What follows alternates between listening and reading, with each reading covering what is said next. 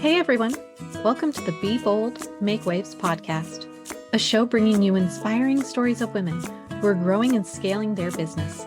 I'm your host, Laura Comark, a website and tech integration specialist who works with online business owners who love their work and not their website.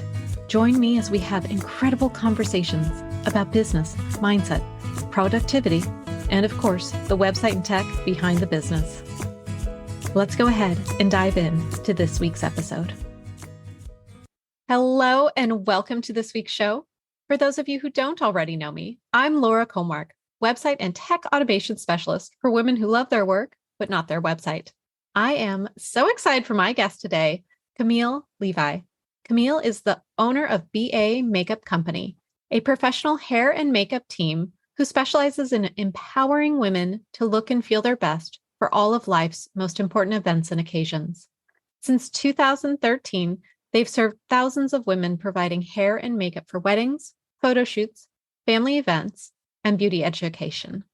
They believe all women are beautiful and are passionate about teaching women how to be confident in their skin every single day. Beauty doesn't have to be difficult or confusing, and they make it fun and achievable.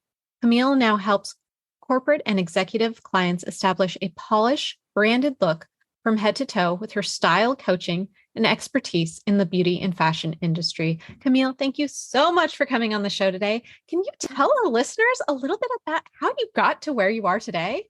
Yeah, thanks for having me. I love interviews and chatting and meeting other women in business. So I actually started as a high school teacher. I was a teacher for 10 years and I taught at a local public high school. And when I was in college, I did makeup and dabbled in just hair and thought about going to cosmetology school and aesthetic school. But I had a lot to prove and I felt like we have to go to college and get a 4-year degree and do all these things. And I did that. So I made sure that I got my undergrad degree and I really wanted to make an impact in young people's lives. And having been a teen mom myself, I felt like I needed to give back in a sense and just help other teen girls who might have been dealing with some of the struggles I dealt with as a teenager. And so, because once you come out of that and you see the light and you're like, oh, if I only knew now or knew then what I know now, you can, help and give back in so many ways. As a teacher, I felt like I could impact kids in a way that would be like for the better, just by like being a guide in their life. So I was going to go into counseling. And then I was like, well, counselors are just glorified schedulers. So let's go and just get in the classroom. And I loved communication and public speaking, not at first, but I loved the fact that if you can overcome that fear, because public speaking is one of the most biggest fears out there, right? That if I could help young people overcome that the way that I feel like I overcame it, then I will be able to help them go way further in life as a communicator than teaching some sort of like other subject. So I taught speech communication and just really helped build confidence in young people so that they could go out and talk to a person, get a job, present their ideas, win people over. Like there's so much to that matters in business and matters in life. And so that was my passion. That's where I started. Fast forward, I got back into makeup I learned from my mom. She was an esthetician and has her own skincare line. And I learned makeup from her and she didn't love that as much, but I really enjoyed it. So I would do that on her clients through college. So when I'm teaching for a while, I kind of lost that creative outlet and I wanted to do it again. And so I was just more playing with makeup as like a creative outlet for myself. It's very therapeutic for me to just sit and do my own makeup and take my time and listen to a podcast and all of those things.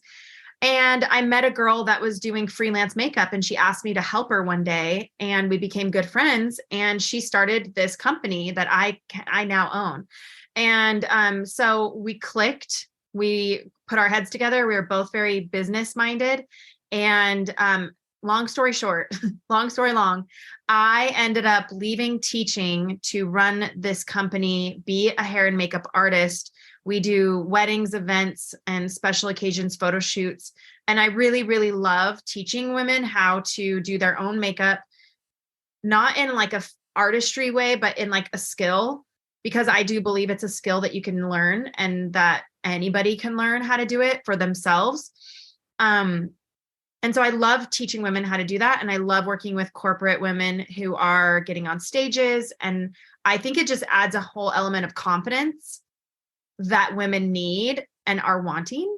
And so even though it's physical and superficial sometimes, I think that feeling beautiful will just allow you to share and to communicate and to really share your message with the world.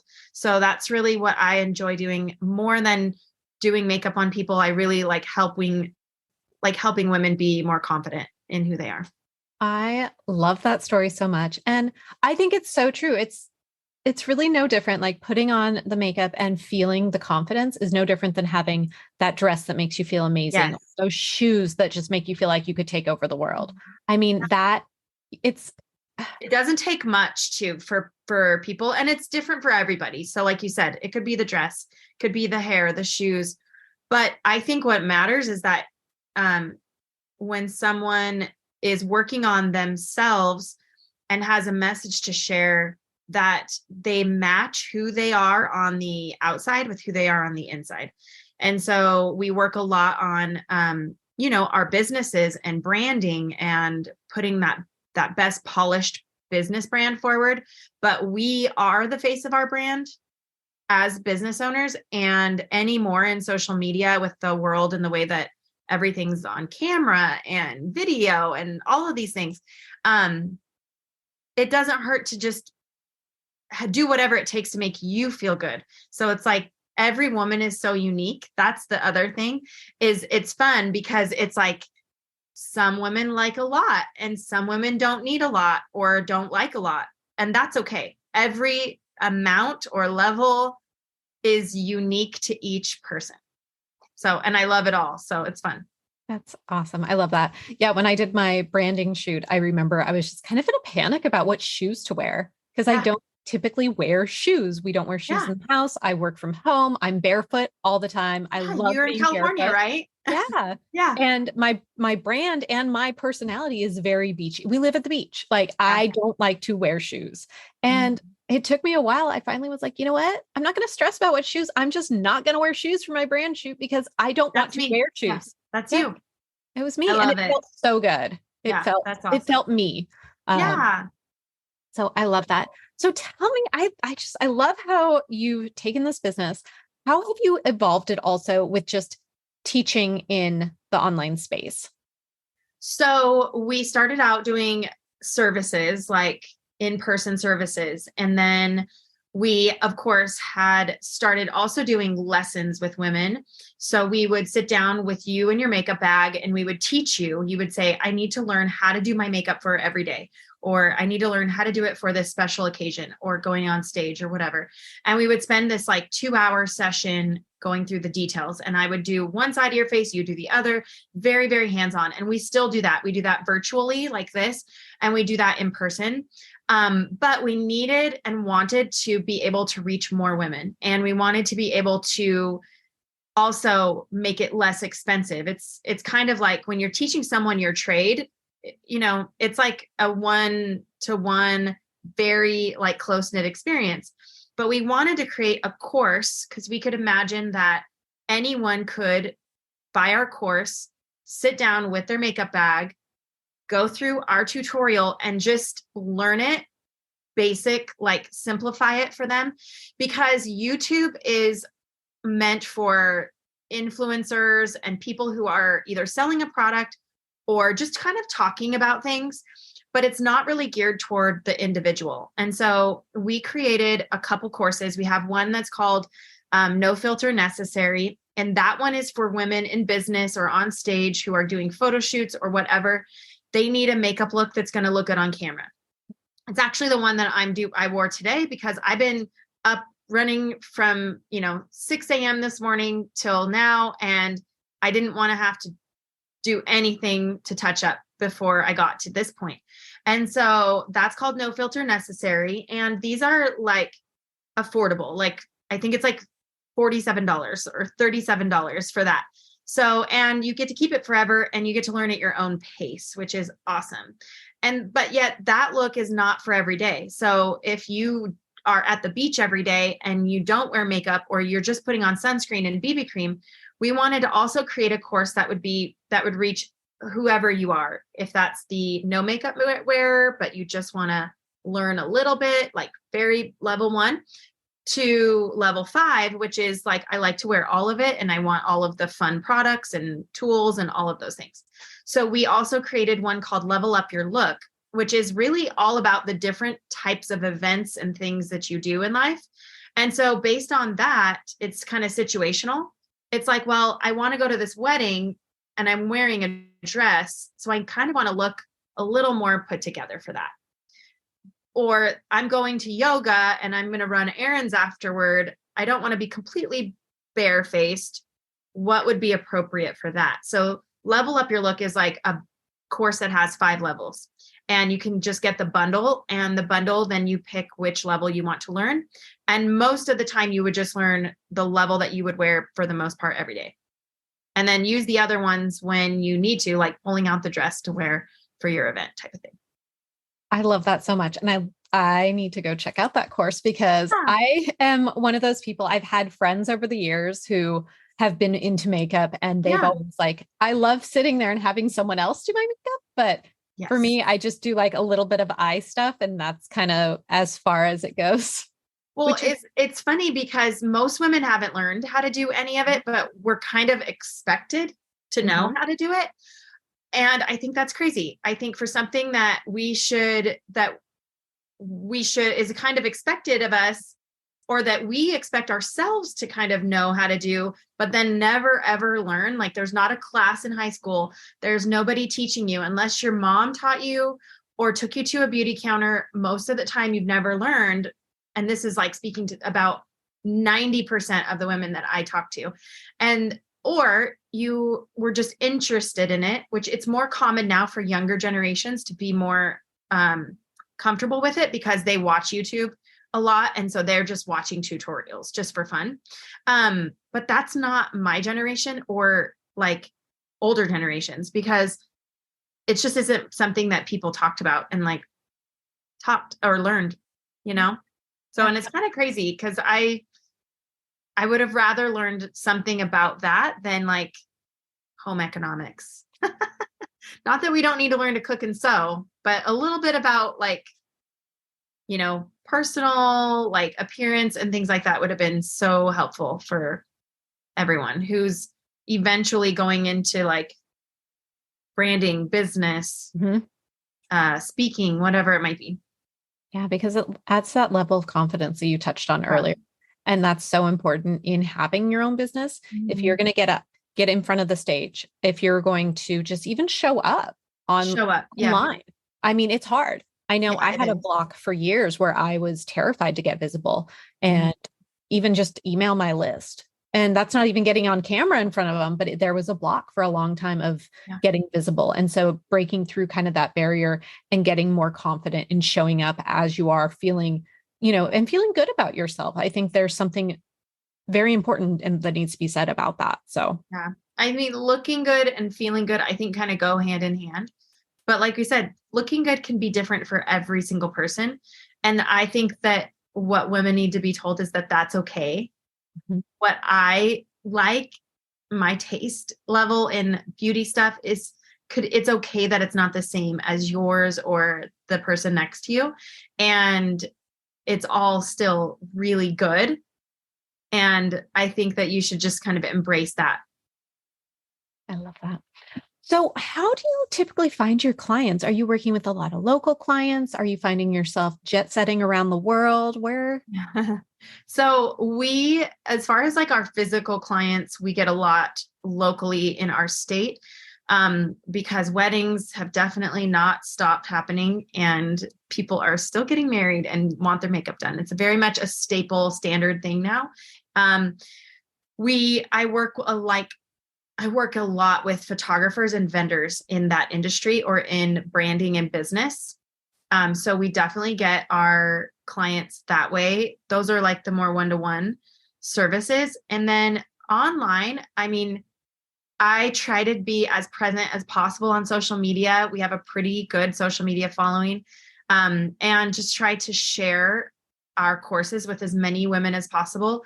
I think that's the hardest part about this digital space is traffic and getting the people to your product, because I have people ask me every day, can you teach me how to do what you just did on me? Or can you just teach me so that I know how to do it? And I'm like, yes, I can. And I already have these courses created that are exactly what you need, but like getting it into their hands is the hardest part.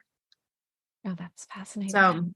So we have a online, so we do like, I have like a links page where it's like learnmakeup.co. Cannot be simpler or more like easy, I think, in my mind. And on that has everything, like all the resources to it all. But yeah, it's a constant battle of trying to like share and spread the word and not feel like you're repeating yourself so much. Right.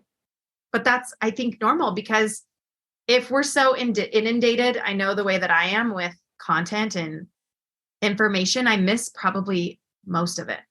Yep. I think they say an Instagram post has like a 3-minute lifespan or something. Wow. So, oh my gosh. Yeah, and that might not be correct anymore now. We're threading. Yeah, I'm not threading yet. We'll see. I find that really interesting. I know I have a tendency to repeat. And like even talking about this podcast, I still find people are like, oh, I didn't know you had a podcast. I'm like, I've been doing this for over a year. I feel like that's all I talk about.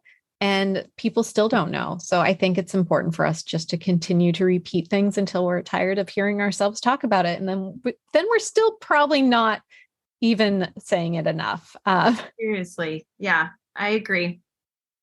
I would love to talk a little bit about the tech side of your business, if we can go that direction. As a website and tech person, I just love hearing about kind of the tech backend that other online business owners have. So for your website, what platform is your website on? We have a WordPress website. We have always tried to like look ahead at like what is the future holding for websites and things. And at the time that we created it, it felt like that was going to be the best for, I haven't been in the web building world in my mind for a while, but after doing the research, that was the best for SEO and the best for that type of thing. I would say that it is its own beast and its own learning curve in itself. And what I find challenging about that sometimes as a business owner is that you're doing so many different things. And then by the time you make it back to doing website stuff, you're like, oh, what was that again? How do I do that again?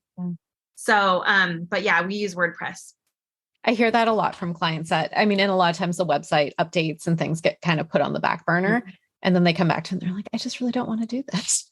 Yeah. Just fine. That's where I come in. Yeah. Did you originally build your website yourself or was that something you outsourced?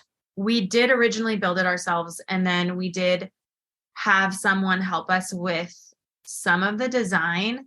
And that is a challenge in itself because at the time, my old business partner was kind of a designer also. So she had a very specific vision in mind.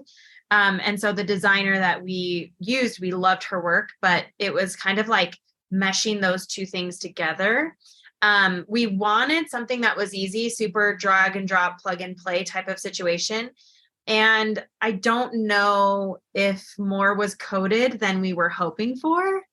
And so I would say that's a lesson learned is just being really clear on, okay, even though we want this design, is that doable in a very simple format, or is that achievable without doing a lot of special coding and things like that? Is it going to be easy for you to go in and make changes to Yeah. that? Or is this something that has to be custom coded to be made changes to? Yeah. Yep. Yep. All the time. And so then for your courses, what platform do you use for the courses? So we are on FG Funnels for our courses. We started out with Teachable. We switched over to FG Funnels, and that's a whole learning curve in itself, because I'm learning how to do and put out a course right now that's teaching how to become a makeup artist, with like the way that I train my team and things like that. But so I'm learning FG Funnels right now, and it's a learning curve. It's definitely not super easy. And I feel like, again, with having all of the responsibilities of a business and then trying to build and do all the tech stuff, that's like probably one of the biggest challenges. Absolutely. Oh my gosh. Yeah. There's so much. Well, and tech is also constantly changing. So if it's something you're not going into every single day or even once a week, there's a lot of times you can go in and all of a sudden the interface has changed. Yeah. You're just like, oh, this looks different. Mm-hmm. And there's a whole nother layer that gets added of complexity to that. So Exactly. Yeah. I feel for you. When you were first getting into your business, was there any mindset hurdles that you had to overcome with just, with your confidence and getting visible? And how did you overcome them? So absolutely. I would say mindset and confidence are something that I think we have to continually be working at, because if we're not learning how to overcome those things like imposter syndrome, which is huge, or, being able to believe in yourself enough to get up and to like do this every day, knowing that no one is there to make sure you're clocking in, and nobody's there to, give you a paycheck unless you're doing it. I think that there's so much that comes with that you have to overcome these, like the negative self-talk or the inner critic that's going on. And I think that everyone needs to know that, like, that is normal and it is going to come and go. And, but, I think consistency and having your like processes and systems established well enough that you can kind of go through the motions when you're not feeling it always, but like continually surrounding yourself with positive influences, people, books, podcasts, and getting out there, because it could just be a very lonely place to be in business and a solopreneur. And I've learned that now that I am alone. And so I think that for me, I join a lot of business networking groups, and just there's some sort of energy transfer that when you're surrounded by other people like you and you can pour into them and vice versa, you just start to like believe that you can do it. And you believe that there's a purpose and a need for it, and it keeps you going. So I would say that I've had my fair share this year, especially running the business on my own, of like learning how to get myself going and keep myself motivated. I learned that I'm a lot better when I have someone else next to me, because it helps me to motivate them. I'm motivated by motivating others. So I think that if you don't have some sort of system to help yourself mentally and to build that confidence continually, it could be really hard. I cannot agree with you more on all of that. I mean, I have a lot of Voxer chats that I'm in. I have a lot of mastermind groups, peer-led masterminds. I'm in a paid mastermind, and I have one of the peer-led ones. We're all in a paid one at one point. And there's 4 of us, and I do literally a daily check-in with them. And I'm over on Pacific time, and some of them are on the East Coast where it's, much later. And I do my morning check-in every day during the week. And I'm like, how's everyone doing? How can we support each other? What are you working on this week? What do you need? Do you need help with anything? Do you need any support? What can I do? And we all do that with each other. And that's been huge for me. Yeah, that's so nice. It's so important. it does help light your fire again if Yeah, you feel like you don't have motivation sometimes. And I think showing up consistently is going to be the best to like continue to gain visibility. absolutely. Mhm. Yeah, I know I'm finding out I'm much more a verbal processor than other things. Mhm. And so just talking it out sometimes, Yeah, to no one's I talking am as back at well. me. And I can just figure out, I'm like, I don't know what I'm doing today. I have a bunch of stuff on my list and I'll just start talking it out. And I come up with, here's my game plan. Here's what I'm going to get done. Here's how I'm going to accomplish it all just Yeah, by talking it out and having this, these other ears that are going to listen and give me feedback. And I just, that it lights me up and it helps keep me going. So I love that so much. I think that's such me great too. advice. What would you say that you're doing that's being sort of bold in your industry? How are you doing things different than other makeup artists? Oh, I definitely think that the courses we were kind of like the only people that I knew at the time that had launched anything like that. Um, and so I feel like that was something that we stepped up and did right away. That was kind of like different and unique. Um, I think the other thing that I continually um, feel like is unique in my industry is maintaining a really professional and reliable structured business. Like, I think that sometimes people in these one-to-one beauty industry type businesses, it can be hard because people are on their own doing it. I do have a team that I've trained, and we've built a very reputable brand. So I feel like just honestly, it's like not necessarily new. It's kind of like going back to the old, which I think is new in a way, because I think it's important to just really be fundamentally established in your business to, you know, get to treat every client so well that you get their review, that you know, you're basically just taking every single client as if they were like the most important client that you have, and making them feel very valuable. um I think that is the boldest thing you can do instead of just looking for the next client. I love that. I think there's so much that's changed in the last, even 20, 15 years. We're going to go with 15, with Yeah, the iPhone coming out and everything just being so much closer. yeah, Having constant access to our email and being able to almost move a little faster in terms of communication and everything. And there's a lot that's been lost. hmm. Just when was the last time anyone got a letter in the mail, a handwritten note? And that goes a long way. I've gotten I think we're thinking going back to that stuff, to be honest. I would like to see that. I know actually have started subscribing to a note card Mhm. monthly subscription where I'm getting these amazing notes, blank note cards in the mail so that I can send them out to friends, to clients, to just have that touch because I know I miss it. I Mhm. think we're all just kind of starving for a little more human connection than Yeah, what we're getting because everything's just gotten so, virtual. virtual. Mhm. So I think that's amazing that you make that a priority with your clients and are Yeah. providing that level of service because I know I do that as well. I Yeah, mean, we're trying, and it is hard because it's like there's only so much time in the day, yeah, and we're all really trying to get, maximize our time and money.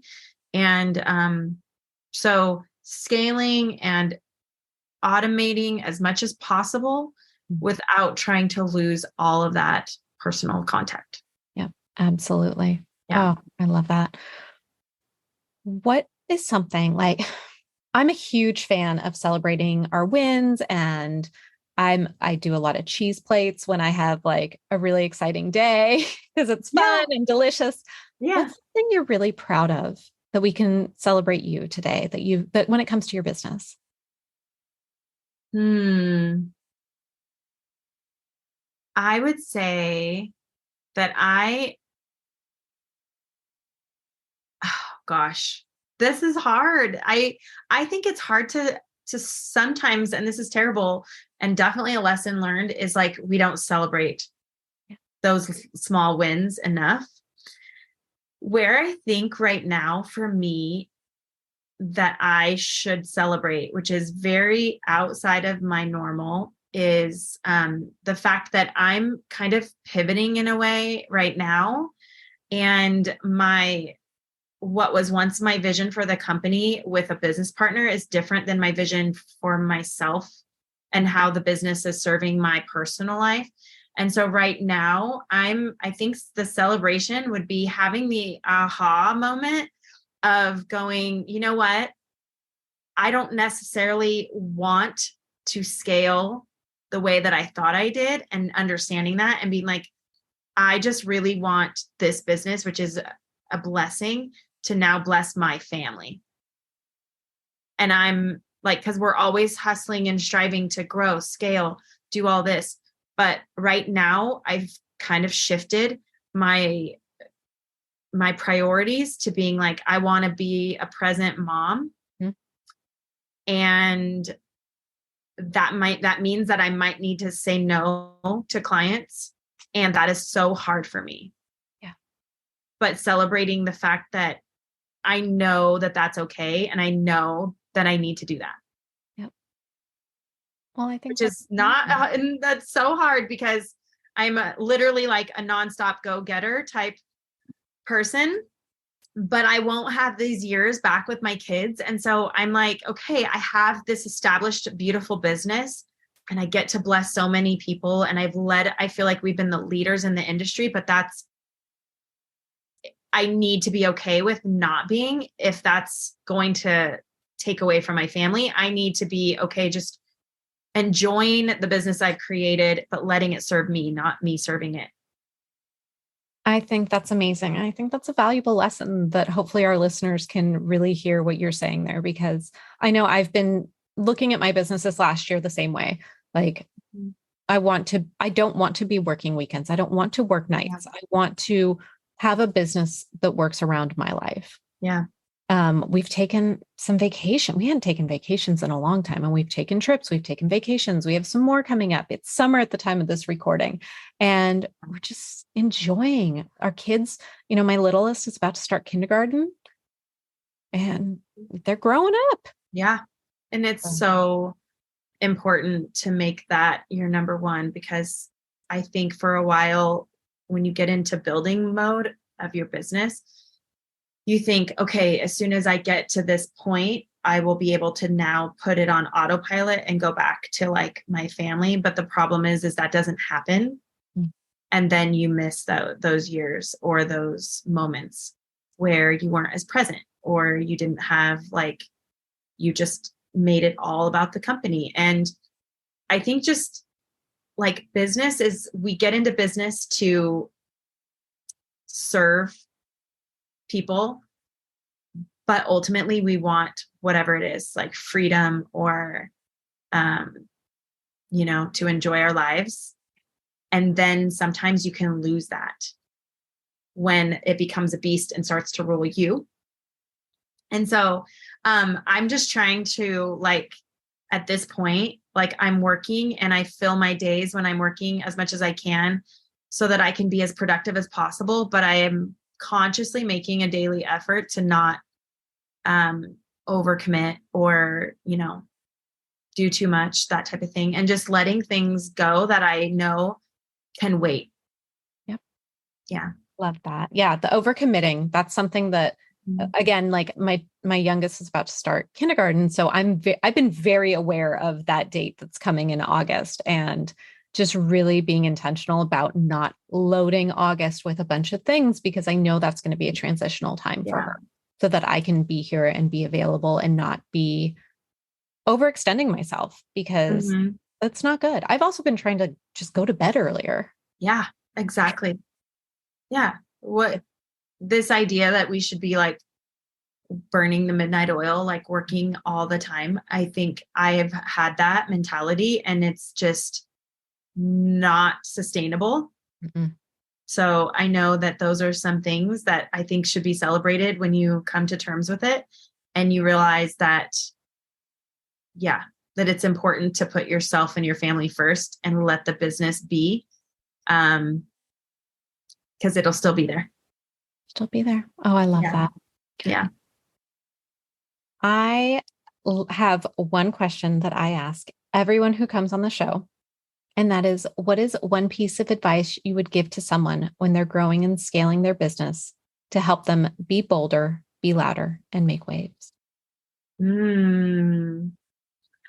I would say that you have to go with your gut. And if you have an instinct or an idea that you believe in, that's all that it takes. You don't have to get the approval of everybody and their opinion before you do it. There's something to be said about people doing things that have never been done before. And so if it's never been done before, then people aren't going to know how it's going to work. And so by asking people's opinion and getting a lot of advice that might not have the same vision as you could just shoot you down, and then you lose that passion and you don't follow through with what you should do.